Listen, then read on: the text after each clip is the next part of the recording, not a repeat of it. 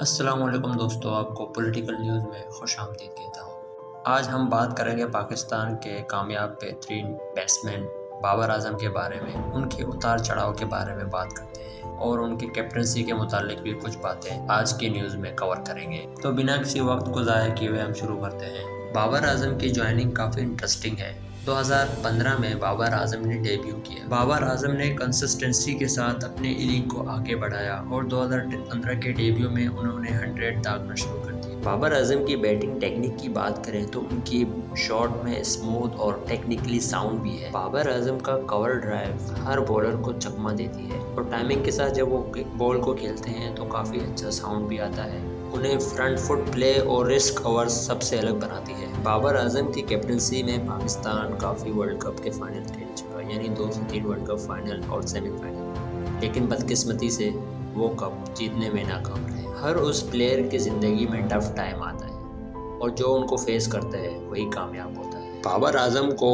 हर मुश्किल से उनका डिटर्मिनेशन और हार्ड वर्क की वजह से वो कामयाब होते हैं और हर मुश्किल से गुजर जाते हैं। याद रखिए दोस्तों, कोई भी मुश्किल हो, आप अगर वहाँ डट जाते हैं तो आप हमेशा जीत के करीब हो जाते हैं। तनकीद के ज़द में तब बाबर आजम आए तो दुनिया के काफ़ी चैनलों ने बाबर आजम पर तनकीद की और उनके ऊपर जो तनकीद सबसे ज़्यादा हुई वो इंडिया वर्ल्ड कप में हुई। ये आप आर्टिकल देख सकते हैं। इस आर्टिकल में बाबर आजम के 10 major controversy involving captaincy Pakistan के बारे में कहा गया है, लेकिन बाबर आजम ने पीछे मुड़कर नहीं देखा और अपने गेम पर ज़्यादा फोकस किया और हार्ड वर्क से आज भी बाबर आजम पाकिस्तानियों के दिल में राज कर रहा है। तो दोस्तों, ये था वीडियो बाबर आजम के बारे में, छोटी सी वीडियो। अगर आपको हमारी वीडियो पसंद आई तो वीडियो को लाइक करें, चैनल को सब्सक्राइब करें।